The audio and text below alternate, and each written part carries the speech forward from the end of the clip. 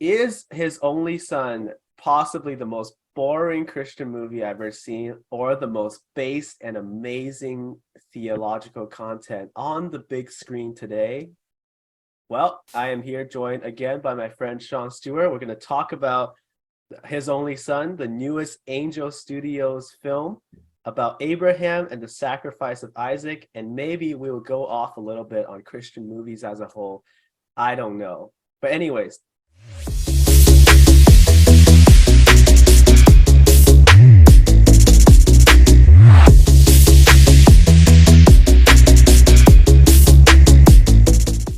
to begin, we went to see His Only Son. I think it was on Thursday night, which is, I don't know when this episode is going to go out, but it was a Thursday night. We went out to watch it. It was the last showing in our city, and it was interesting. Tell us what you think about it, Sean. Yeah, that's right. We're getting into His Only Son. That movie that came out 3 to 4 weeks ago, we're topical. All right. You just want me to jump right in, talk about it? I don't know. Say whatever you want. First Okay. impressions. First impressions. I knew nothing about this movie. To be fair, I have not kept on top of the Christian movie game, really. I was super following The Chosen, and then some things there, I don't know. I just lost interest. So there were some concerns. So wasn't paying attention. I wasn't paying attention. And then Danny was like, hey, you want to go see this at 9:45, an hour away from where you live? And I was like, no, sorry.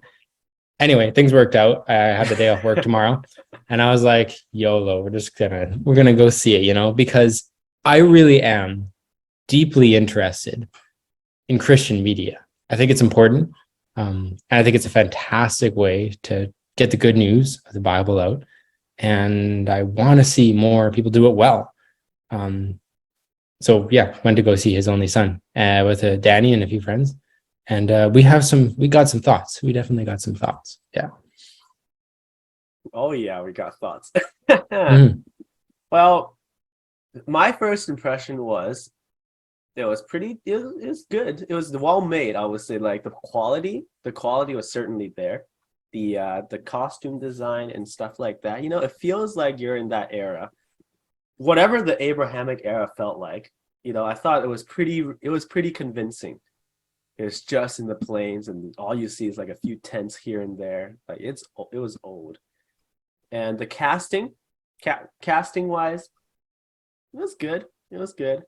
Abraham was played by sort of an emotionless way portrayed. I mean, if you're 100-year-old man, how else are you supposed to portray emotion? So I'll give it to them. Okay.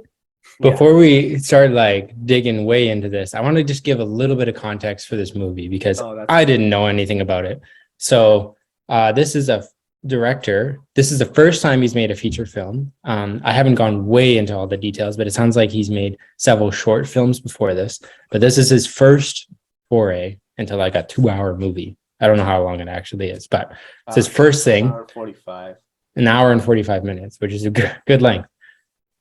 The budget was $250,000, so $250,000. Yeah, less than $250,000. That might seem like a lot of money, but for example, John Wick 2, which is, I actually haven't seen it, but that's just a thing I have on Google right here, was $40 million. That was the budget for that, which obviously is the Hollywood movie that's big and one of the biggest, whatever, right? But all that to say, $250,000 is not a lot of money. You actually can't do as much as you would think with $250,000. To be comparing, The Chosen, one of the the toughest episode, not toughest, but the most extravagant episode of The Chosen had the budget of over $1 million. One episode. That's what, an hour and 20 minutes or something like that? This is a whole feature film. Less than $250,000. That's crazy. So definitely for myself going into it, my expectations were pretty low. I mean, I'm not trying to be mean, but I've seen some Christian movies that made me go, wow, this is made on dollar store budget, right? And some of them have been surprisingly good, but some of them have not been good and stuff. So no idea. I had no idea what to expect out of this movie. The trailer looked like it was well shot, but yeah.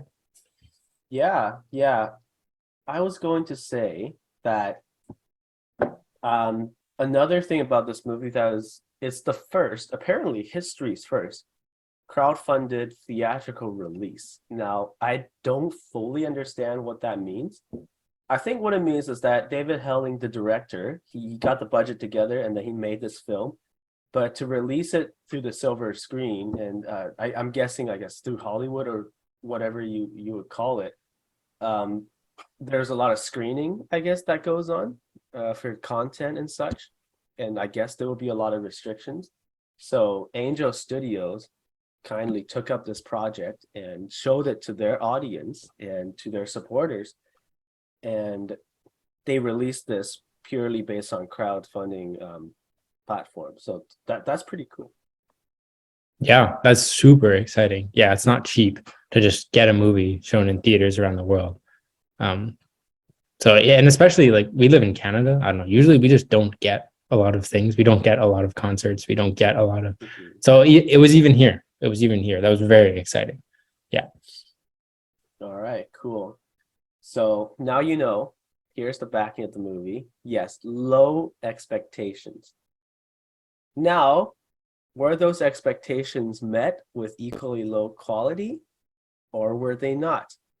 Well, let me continue with my line of thought before is that the quality was totally there. It was there was some beautiful scenery. There are some CGI moments that are a little bit sketchy, but that's okay. It's just a shot of a city. And the moments that really counted, where you needed special effects, I think those moments hit. Now, I totally see that they were trying to drag that film to an hour and 45 minutes runtime because I was like, if I see one more scene of them walking in the wilderness with slow string music playing in the background, I was going to go insane. All in all, the pacing of the movie is my biggest pet peeve, is that it was way too slow. There were so many scenes of walking and of scenery and of people talking really slowly to each other. What do you think? What do you think about the production and the technical stuff on that end? Yeah, definitely got a lot of thoughts. Okay, so yeah, this movie follows the story of Abraham and Isaac, and the whole story about the Lord asking him to sacrifice his son. I don't want to give any spoilers, just in case you haven't read the first story. No Probably likely. spoilers. Who knows what happens in the end? Maybe they just go off the script and Isaac dies. You're gonna have to watch it to find out. Yeah. No, I thought it was good. Like I was very impressed by this movie, more impressed. Um, yeah, the pacing, man, where do I even start with all this? So this movie was more similar to The Chosen than I thought it would be. Considering that it was started being made like 5 years ago, something like that. So this wasn't even necessarily being inspired, made by The Chosen. But it did carry a lot of the similarities. And maybe that's just the indie movie sort of style, right? To Danny's point, yeah, the movie felt a little long. It didn't quite bring you in as much as maybe you think it would. It's pretty slow paced. It's a slow burn kind of a movie. It's not like you watch like any new animated movies and the cuts are so fast and the beats are so fast. The jokes are just like boom, boom, boom, boom, boom. There's actually not a lot of humor in this movie at all. Maybe like just a couple jokes, maybe. I can't even remember, honestly. But I feel bad starting out by like saying bad things about this because there are a lot of things this movie gets right that other Christian movies do not get right. And yeah, but going back to what Danny said, I think that the sets were great, very convincing everywhere they were. It looked good. It was like visually really well shot. There was nothing in the movie where like you looked at it and were like, that just takes me right out of the story, right? There was nothing in there. It was really well shot. The coloring, all the color grading was really nice. The visual effects were basically not noticeable. Danny said there's maybe one shot in there. I know the director actually does miniature work. So like I basically didn't notice that at all, which is really cool. And I really liked the way they handled a lot of that. It was very well done in that sense. The part where the movie I think struggles is the acting and some of the performance and the writing. It's pretty slow. It's pretty just sort of straightforward, delivered. There's maybe not as much. It's a little more tell than show in some parts, you know. Characters might repeat feelings or things over and over again. And that's sort of movie like leans on that a bit to help you like understand where the characters are at, what they're thinking, when in reality, I just kind of want to see that more, which, you know, it's a tough thing to do. I've never made a movie, so I'm totally making this up. But if you don't have like professional actors, right, you can't necessarily rely on their ability to accurately like just nail performance and make someone just like weep in their seat, right? So it might have been a bit of a safe bet to make things a little more straightforward, right? Yeah, it was a bummer. The movie didn't, at the end of everything, at the most emotional moments of the climax of the movie, which you'd never guess what happens, but it doesn't hit. You don't feel anything. You don't feel anything. That there's nothing. You don't care about the characters specifically to that movie enough to really to feel anything or to be emotional about it. I don't know what do you think, Danny? I agree. I did not have any emotional attachment whatsoever to any of the characters. To be fair, I didn't have any emotional attachments to Abraham, Isaac, or Sarah when I read the Bible either. So to their to their credit, maybe I think the movie did a little better at getting me straight to the. Sarah did a really, really good job. The actress of Sarah, her name's Sarah. Also, I thought that was pretty cool. She did a wonderful job. She's great. Abraham was kind of mid, kind of emotionless. Isaac. I'm sorry. He was fine. No, he wasn't. Oh, Danny, just roasting people right, left, and center. He was okay. It was weird. It was like I don't know if you've seen that Pinocchio movie with the Pinocchio who's really fruity, as some would call him. Okay, you know what? We'll pull that maybe later. But that's what it reminded me of, is like a femboy. I'm sorry to say that word on screen. And there's this one scene where not to spoil too much, but he was like asking about some people, and then he just kept on looking like, "What men? What men? What men?" And I'm pretty sure I just did it perfectly right there. Perfect reenactment. And also, I'm the comic relief of this podcast. Isaac was white as snow.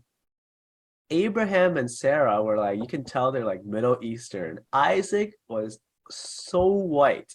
He's the whitest guy in the movie, and it made no sense to me why they put this kid in. But that's only a minor concern. Anyways, sorry to go off on a comedic tangent there. I think here the most important thing for us to talk about regarding any Christian movie is the message that it brings, right? How they convey the message and how compelling the message is. Now, this movie does a really good job of staying pretty true to the biblical narrative. There were some excursions here and there with sort of an off narrative, but that doesn't really affect the overall story at all, right? You can say that happened on his journey to what's the land called? Hebron. No, the mountain. Moriah. Mount Moriah. Moriah, yeah. You can say that on his journey to Moriah, these things happen, right? It wouldn't affect the story at all. I think they did a really good job of portraying the story of Abraham from beginning to end without changing anything. But what was the overall point of this whole narrative? Oh, you're asking me? I'm asking you. I'm not going to ramble all day. No.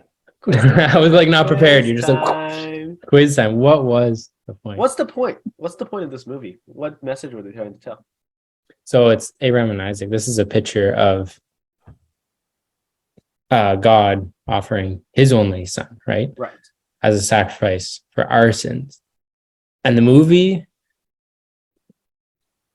I rarely see good gospel presentations in Christian movies. Very sad.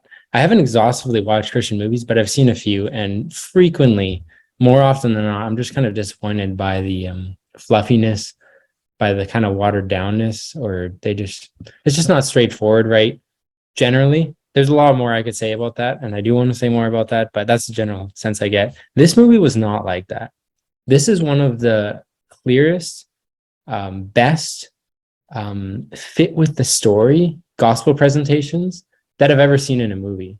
And if anything, I would say it's almost too on the nose, which is not something that most Christian movies struggle with. Like, I'm okay with that being a problem. If every Christian movie was super on the nose, well, might be a problem. But this is like a fantastic thing to see, right? Usually Christian stories are like, or Christian movies are just beyond vague when it comes to just having faith, just believing, just trusting, it's just super overly vague. This one was very straightforward, very clear. It wasn't shoehorned into the movie either. This was a deep, thoughtful presentation of the story of Abraham. What was Abraham thinking? What was Abraham feeling? And it didn't violate the Bible in any way. I know a lot of people have mixed feelings about The Chosen. They take a lot of creative liberties. And honestly, I don't have a huge problem with that because they say it up front. Like, this is not the gospel. We are filling in the gaps here. That's what we're doing. They're very upfront about that with The Chosen, and that's good, right? This is not like that. There's like one side plot, I'd say, one subplot that's totally additional, right? But it doesn't take away from the biblical narrative, right? And just like the characters, it's like really well thought out. I know we kind of like started off bashing the movie a bit, but honestly, if the director was right here in front of me, I would say, dude, like, great job. You nailed the parts that are important, right? You can get better at the writing. You can get better at the pacing. You can get better at like making the characters really engaging and relatable and things like that. But like, if you start off on the right foot, nailing the gospel presentation, then that's fantastic. And not just nailing the gospel presentation. You don't just want like an action movie, and then in the middle there's like a 7-minute scene that talks about the gospel. That's sort of unrelated. No, you want a gospel presentation that is like woven into the very fabric of the story and the character struggles and their natures and things like that. And that's what this was. Really, really impressed by that. Yeah. Okay, nice. Yes, excellent gospel presentation. It was mostly talk, which is totally fine. From a theological standpoint, right? And here we're getting into deeper territory here. From a theological standpoint, it talks about the doctrine of sin and man standing before a righteous God excellently. It was so good. Not to spoil the plot, but there was at one point there was sort of a dialogue, and Abraham explains what it's like for his God and the relationship between a righteous God and sinful man. And then he talks about the doctrine of being saved by grace and faith alone and not through works. And it's an extensive discussion with lots of objections being thrown in, and Abraham answering those in really biblical ways. What this impressed me the most is that they did this in an Old Testament setting. In Old Testament, it's really hard to talk about grace and to talk about how man is justified by faith. But in Romans, right, you have Abraham was justified by his faith, even though James says something differently. But in James, right, it's the same. It's really the same thing, right? Abraham's justified in a different sense, right, by his actions. Regardless, they somehow managed to, in that dialogue between the two characters, talk about this idea without appealing to Christ, without appealing to, the crucifixion, the resurrection, but purely based on Old Testament standards. And they did that really, really well, and I was super duper impressed. None other movie have expressed theological points like this as Abraham or his only son had. So whoever wrote this, if it's just David Helling, then like this guy's onto something. And what really encourages me is that there's controversies with The Chosen, right? And we know that the studio behind it, you know more about this than me, but they have a Mormon background or something like that. Yeah, Angel Studios. Oh man, okay, I forget the exact details, but they're really integrated and involved with like a Mormon group. I should do more research and I figure out the extent of it, which, but essentially, like it's a partnership with a Mormon group. Okay. And yes, this is something that I personally I'm troubled about, right? And an unequal kind of yoke sense, right? Like Mormons believe things like that are significantly different than like born like Bible believing Christians, right? And if they're pushing movies out and shows and things like that, there's gotta be things that they're less happy about and things that they're more happy about. There's certainly like movies and shows Christians can make that don't contradict the Mormon beliefs, but like it's a conflict of interest, you know? I Right. don't feel quite right about it. That being said, I think like the model they're doing with the pay it forward and stuff is like super cool. Like there's the potential is off the charts there. It's cool. It's just very deeply unsettling to me. It feels you're partnering with false teachers, right? So I don't know if that's quite right. I'm happy the like a movie like His Only Son is getting out, but I do worry about the general effect it might have on the Christian movies that come out of that, right? I would like to see another studio in the same vein, but really devoted to. Anyway, that's a bit off topic, I guess, but it's an ongoing concern for me. And I know that like Dallas Jenkins has been quoted, saying things like Catholics and we all believe in the same thing, right? And not delving into the nuance there too much. It's concerning in some parts. This movie's great though. Far as I can tell, this movie's pretty untainted. Where this movie might go next, because it was developed without Angel Studios, I don't know. That concerns me, but yeah. Right. Yeah. So that's a good point. Dallas Jenkins has said some really questionable things. He's called Mormons brothers and sisters. Now, we're not going to get into this discussion, but all I'm saying, my unfiltered thought on that is that's not true. That's heresy. Sorry. You can't call them brothers and sisters because they believe fundamentally different than we do.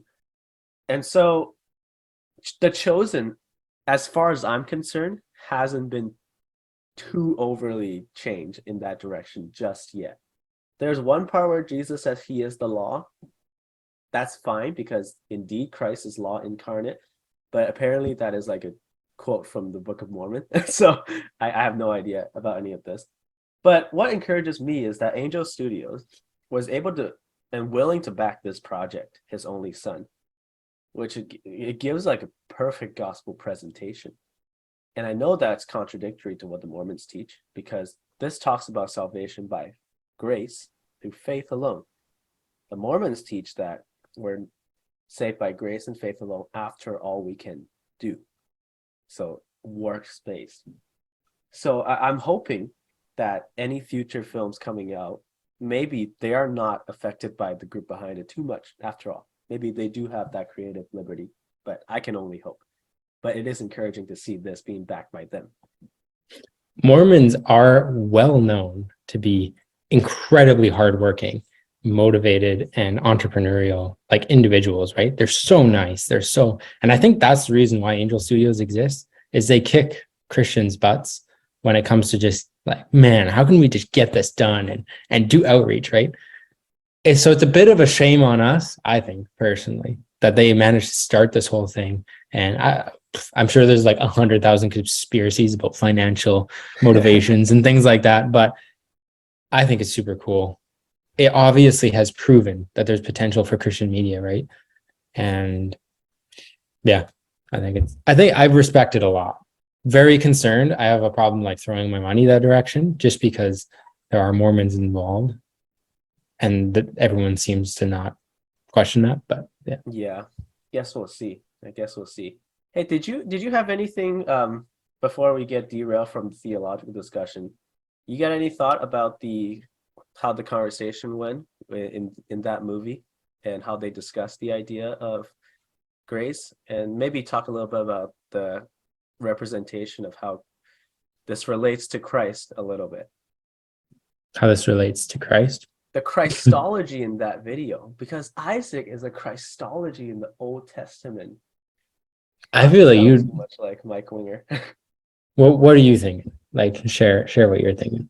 They're not shy about the Christology whatsoever, right? You said it was on the nose. There's one part where they did like a super zoom up close shot of the breaking bread. I'm just like, yeah, that's pretty obvious. I still loved it. I still loved it. Like I was pretty pumped at that part. It's like, you know what it feels like? It feels like Christian fan service. Totally. It feels like like the Mario movie when they're like, oh, look at all these Mario references. They're like putting a bunch of like Christian New Testament Jesus references in there. references. It's like New Testament fan service. There's a lot of it in there. Exactly. Yeah. No, they did a great job. It's yeah.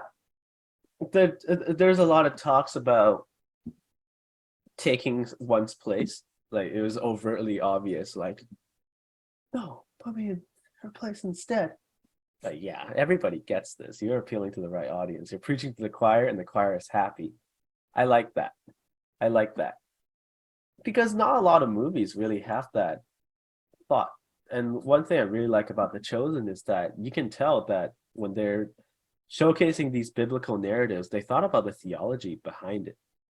They thought about some of the tough questions that may come up during Jesus' time. And it's evident that they read what the apostles wrote afterwards, because they make a bunch of those references in The Chosen as well. And that's amazing. That's amazing writing, because you don't just want to make it a movie, right? Why are you even making a Christian movie for?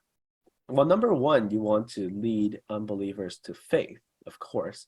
But number two, you want to edify the believers as well. And you want to represent God well. And you want to represent his word well. And again, his only son just does a really, really good job with making the link between why God made Abraham do this thing in the first place, right? And what that is a symbolism of. Because most people see this event and think this is crazy, right? Why would God make someone do such a thing? It's kind of like a really sinister April Fool's joke. It's like, kill your son. Oh, stop. Don't actually do it. I'm just joking. People think that's barbaric. People think that's crazy. But this movie, right, it answers those questions in a humane way and points it towards what the point of God doing this was in the first place. And some of the dialogue that goes on, it feels real, right? It feels like someone questioning these events with full sincerity and full skepticism, and somebody giving good answers. I just thought this is the strongest point of the movie, and it appeals to me very much. Yeah, totally agree with you. I mean, this is the way the Lord designed the Bible, right? When the Lord put the story and had it happen and led Abraham and all these things about Abraham and Isaac, right? It's not just a surface level story about trusting the Lord no matter whatever he tells you, right? It is that, but it's the significance is basically infinitely deep, right? You can dive into that, not in a way you're reading into the text, but in a way that really makes sense and will affect you deeply and cut right to the heart and affect you like, wow, the profoundness of Jesus taking our place there and what this all means. And wow, it was there from the Old Testament beginning, right? This is why I'm so excited about Christian movies, because the potential is like actually just off the charts to like dig deeply into this. And when I see a Christian movie actually do that, oh, it's like such a breath of fresh air. Mm-hmm. Even like some of my favorite just non-Christian movies, let's say Up, for example. I really like Up. It's a good movie. At the end of the day, it is a man solving a problem without God, right? It's an affecting story. It's an affecting story about old man getting over loss, losing the potential for one of his dreams he's always had, and realizing that he needs to move on because there's other things right in front of him, right? That's a profound message. But at the end of the day, he's still just solving it without God, right? Mm-hmm. And then that's why I think the potential with movies like His Only Son are so deep. Abraham is not just a shallow character. He is deep. He's fleshed out. He's flawed.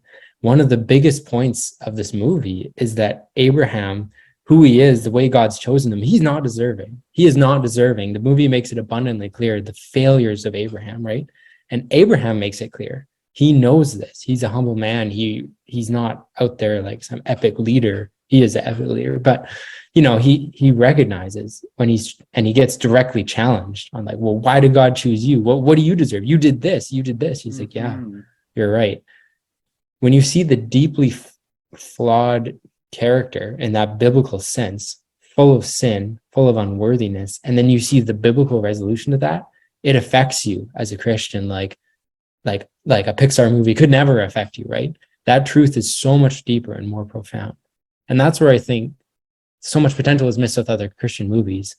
I still believe, for example, the story of Jeremy Camp marrying his wife and then her dying shortly after is tragic.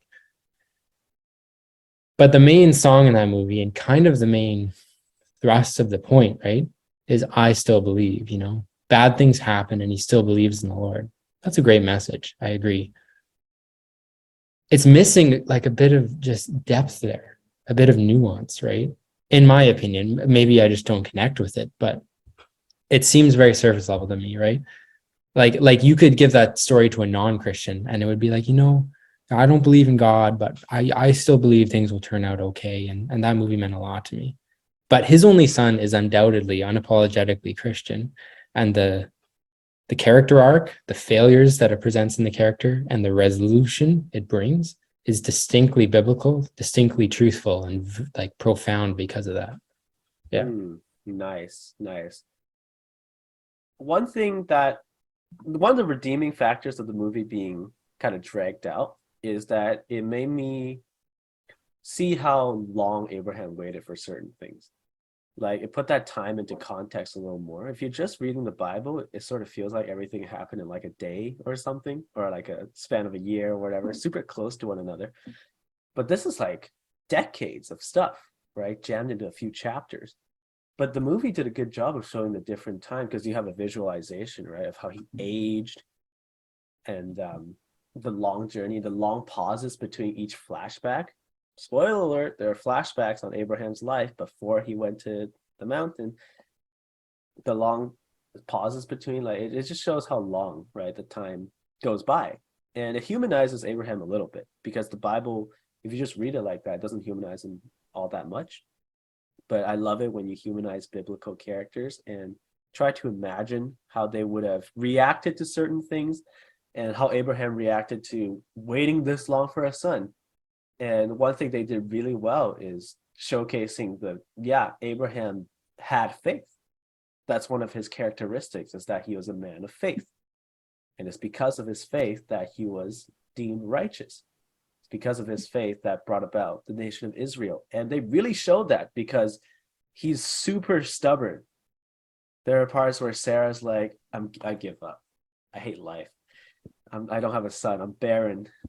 And this is like 40 years of waiting. And then throughout the 40 years, every response from Abraham is like, the Lord will provide. The Lord will provide. Like, I got a little annoyed with that even. I was like, dude, have some pity for your wife. But when I really think about it, like, this is the characteristic of Abraham.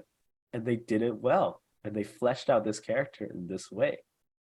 And I just I really do love how they portrayed this whole waiting thing and the reward that they got at the end, and then them having to give it up. I think that was convincing in a Old Testament way. Mm-hmm. Yeah, definitely agree. They took the biblical character that's shown and they just represented it really well. I was very impressed. Yeah.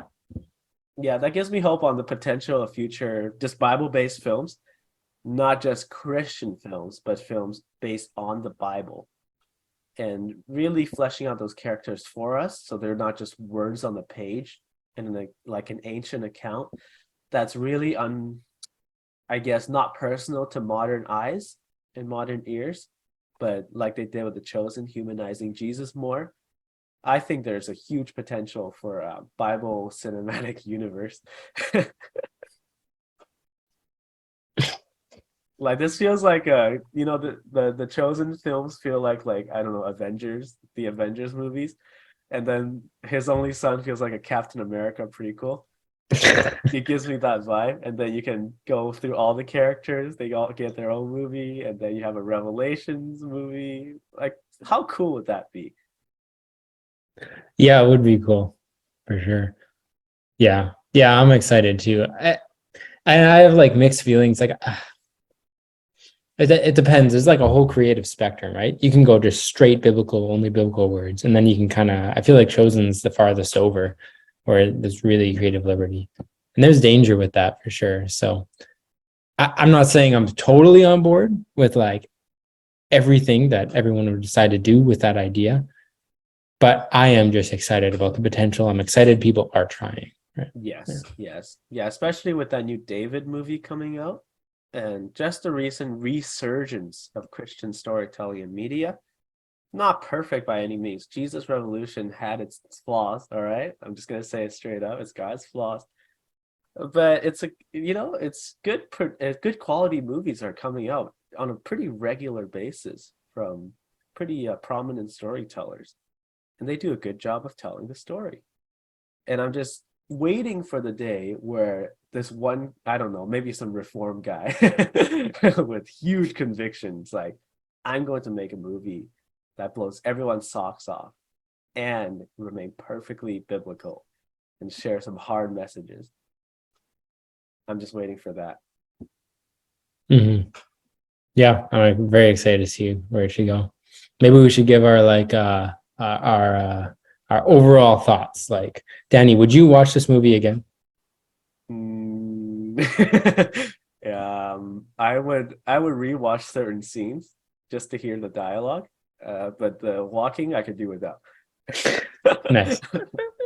Yeah, I honestly feel the same way. Like that's for me like the final like this like is it a good movie or not? Would I watch this again? Is this something I would want to see again?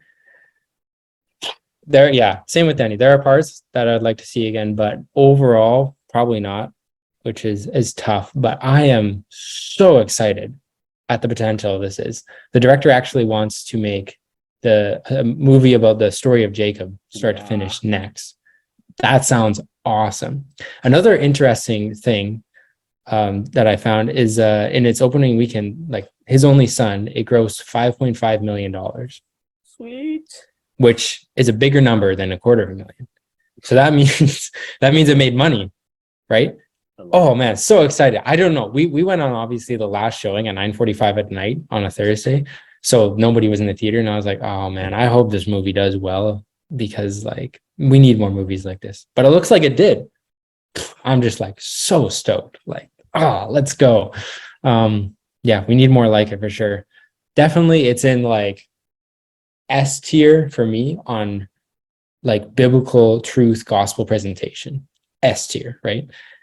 General, just overall enjoyable to watch. B, B or C. But the things that I think are most important are there, and I would recommend watching it if you're ready for a bit of a slower paced movie. I wouldn't even say the slow pace is really bad. It's just more of like a style thing, right? But yeah, I would recommend seeing it though. If you're interested in Christian movies, if you're interested in truth in Christian movies, then yeah, for sure. Yeah, but if you like watching YouTube shorts with Subway Surfer videos playing at the bottom, you will struggle through this movie 100%. It's a Maybe bit tough. maybe put up a Minecraft speedrun gameplay or a Minecraft parkour gameplay on the side and then watch it. You'll have a much better Oh man. Oh, okay. Yeah. Yeah. Not that I have the biggest attention span, so maybe I'm not the person to ask. Exactly. Oh man. Yeah. Yeah, I I I put it S tier. I think this is probably the movie with the best theology I ever seen. Maybe I just haven't seen enough movies yet, but this one takes the cake. Mhm. And when it Hey, comes to, no, go ahead. Oh no, you can say what you're gonna say because I'm going way off I was topic. gonna say when it comes to Old Testament storytelling, like this one's good. This one's probably the best Old Testament movie when it comes to Oh certain yeah. areas. Prince of Egypt, although not a Christian movie, it is a Christian movie. It's about a Christian story. I think Prince of Egypt is really close behind. It's made by DreamWorks, a secular company, but I think they do a really good job of representing like the Moses story. Some creative liberties, sure, but they got all the points right. Yeah, And Prince of Egypt is like one of my favorites. It's like it's an S tier in the like just watchable entertainment, like wow, feelings, all the characters, it nails it. Definitely, I don't know. I think it's surprisingly biblical for being like a secular DreamWorks movie, but I wouldn't say it's S tier biblical. It's probably B tier or something. Yeah. it's up there for me. It's up there Yeah. for me. I oh, maybe I just haven't looked through Exodus recently, Yeah. but the visuals are stunning. Is man, why can't we just have a good synthesis of the two? The people that worked on that movie, it's like crazy. They were big names. Like all the music, like we're playing with the big boys now, you know, that song. That was all I'm not sure about that song. It's But yeah, it was Hans Hans Zimmer. Zimmer, Yeah, who does music for like Inception and the Batman movies and like all those Christopher Nolan movies and other movies too. Like, yeah, it was great. yeah, but you know what grossed more than Prince of Egypt? Okay, so What? this movie, people working on Prince of Egypt, if they were subpar, they got sent to work on this movie instead. That movie is Shrek. So I'm a little dismayed at the fact that that happened. Oh, you're working on Prince of Egypt. You're not good enough. Go work on Shrek. We'll do that, and then Shrek gets it. Puss in Boots 2 comes out. Anyways, you go on your tangent. I don't want to go this route. Oh, speaking of S tier movies, yeah. Puss in Boots 2. Yeah. Hey Danny, what are some of your favorite Christian movies that you've seen? Well, I Prince of Egypt is up there. That's probably one of my tops. I will be honest with you. If Chosen counts as a movie, it's good.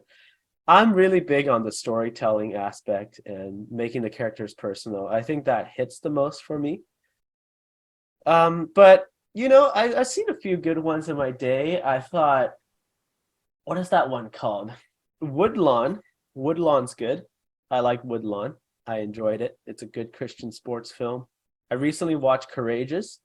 Courageous is good. It has an excellent gospel presentation, and it was very relatable in a sense. It appeals to something in my masculine soul and made me want to get Sean and a few friends and drive around looking for criminals we can chase down.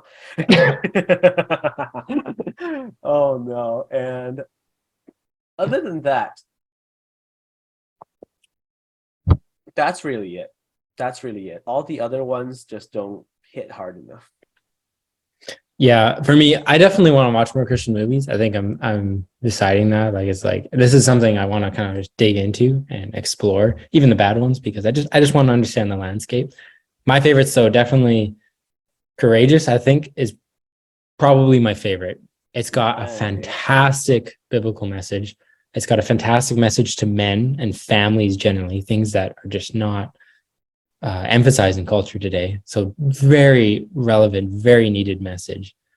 Fireproof is also fantastic, very biblical, very straightforward. Also about it's about marriages.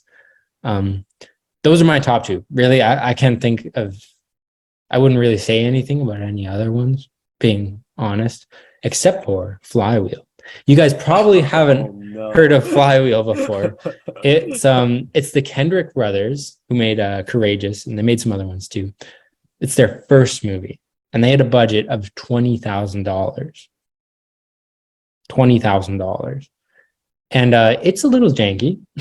It's a little rough, but for a movie, my expectations were lower than His Only Son for that. Surprisingly watchable. Surprisingly, there's some funny parts, and it's out of control. Like a great gospel. Like it's got a fantastic message. So if you're ready to hunker down and watch something slightly more painful, but it's a good story in there. So that's good. But those are really the only movies that I would talk about. Because I really care about that good biblical representation.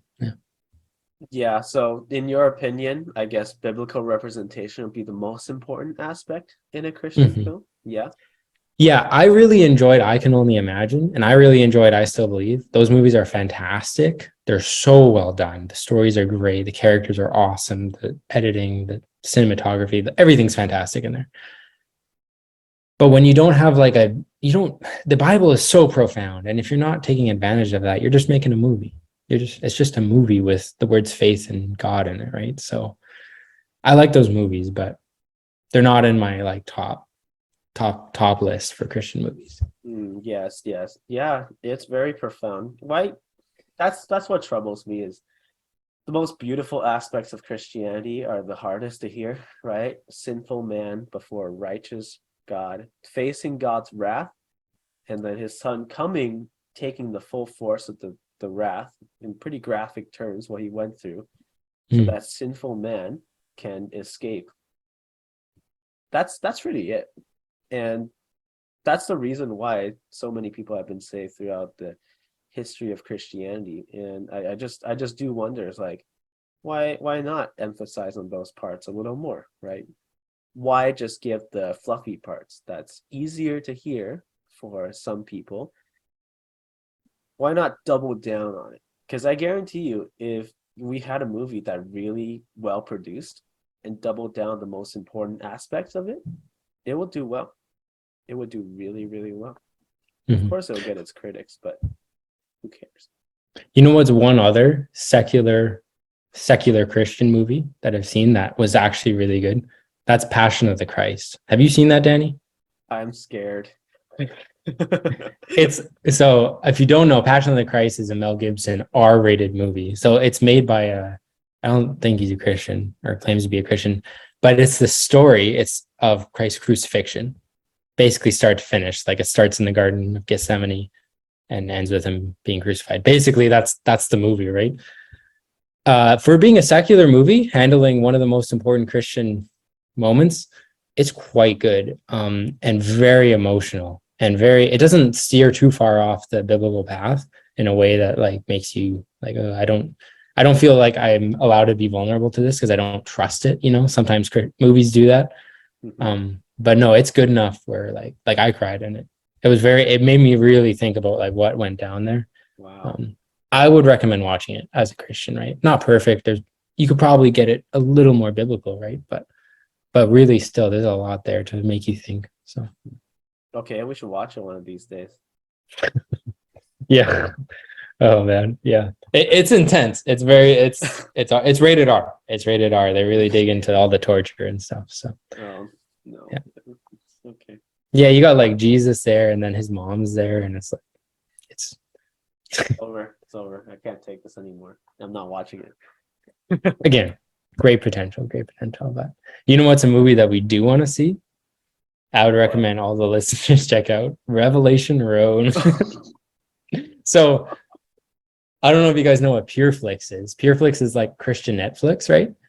And they just have like tons of Cringe. Cringe. oh, there's good movies on there. Passion of the Christ is on there actually. Okay. Um, but there's a lot of Christian movies out there with very low budgets and people. Anyway, I went into the end times category and just started like watching trailers, and there's a trilogy called Revelation Road. And man, like if his only son is not exciting enough for you, maybe this would be. There's guns, there's motorbike gangs, there's anyway, I'm really excited. I want to see it. It looks very interesting. Yeah, I'm scared. I'm scared. Like the trailer you sent me was heavily ratioed. It's so ratioed. Oh Like man. most modern Christian movies today. But yeah, there's a lot of opportunities. I'm right here. I'm thinking like my brain's already working. It's like if I had the budget, how many Bible characters are there? How many movies is that? Okay, let's set that aside and just look at all the great Christian lives in Christian history. Like you can start from I don't know somebody like Augustine of Hippo and then move up to Martin Luther. Okay, a lot of movies made about him already. We can skip him. I know they made a movie on Amazing Grace, which is Wilberforce. Like there's a bunch of guys like Charles Spurgeon doesn't have his own movie yet. George Mueller doesn't have his own movie yet. Hudson Taylor probably hasn't gotten his yet. Uh, that what's that movie Hacksaw Ridge, right? That's a secular movie about a Christian person, right? Amazing stuff. So much potential. And what do you choose to do? What do you choose to do? Small town Christian girl falls in love with urban Christian bad boy, and she starts praying for her husband. Stop. And Danny enjoyed it. And Danny wants to watch that movie.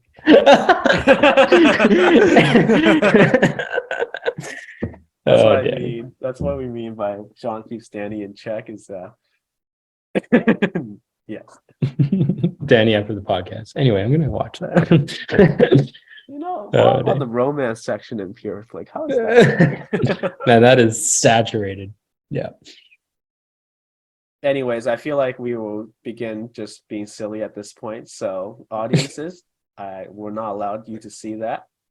We will cut this here. Before we end, any final thoughts? Yeah, no final thoughts from me. Very excited about His Only Son. It's an exciting movie. It's not the best movie I've ever seen, but the potential it represents, fantastic. You should go support it. Can't wait to see what happens next. Keep an eye on this. Yeah. And I would encourage you, if you are someone who is passionate about storytelling, or you're someone who thinks the industry is lacking, go do something. I think you should get yourself connected some way or another, because again, there's massive potential, and I think they're missing support and talent, people who have the passion to do this kind of stuff. You can't just wait for opportunities to come to you. You have to make the opportunity yourself. I'm one of these people, so I guess I'll see if I can live up to the words I just said. But really, it just takes a group of passionate people to get together and to make something great. And how do you form a group of passionate people? Is you take a passionate individual, such as yourself, and then you put yourself out there, so for others to see. And hopefully, like-minded people would join you.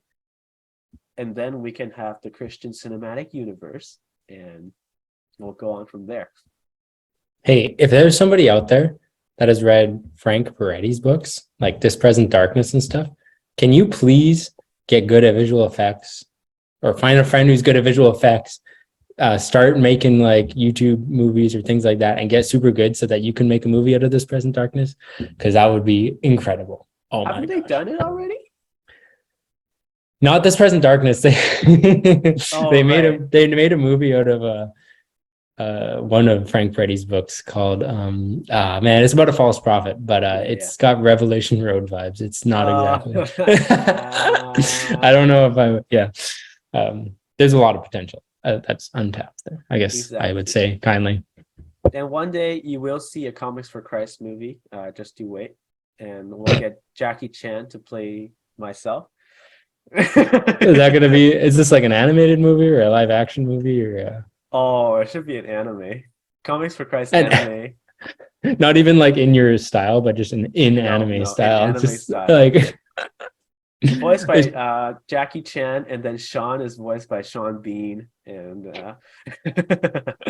it should be like it should be you just going about life, right? But then you like animate all the battles between you and like temptation and battle, and then your conscience is like battling against you. You know, you can have like fight scenes. Ooh. That'd be kind of sick, hey? That'd be sick. Okay.